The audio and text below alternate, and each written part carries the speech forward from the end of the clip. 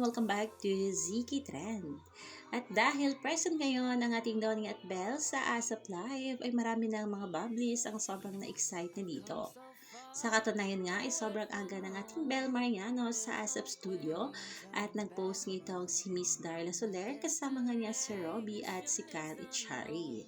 At si Dolly naman ay nagbahagi rin ng kanyang IG story na kung saan makikita dito sa kanyang dressing room na may pa-advanced birthday celebration nga ang ASAP para kay Donnie. Marami na nga ang sobrang naghihintay na makita muli sina Donnie at Belle sa ASAP, lalo pa at live ito. Si Belle ay performer ngayon sa ASAP, itong ating Donnie naman ay bilang host. Samantala, itong ating Donnie at Belle naman continue to shine as nominees for Best Drama Actor and Actress at the 38th Star Awards, and Can Buy Me Love naman is also in the running for Best Primetime TV Series. The recognition they truly deserve.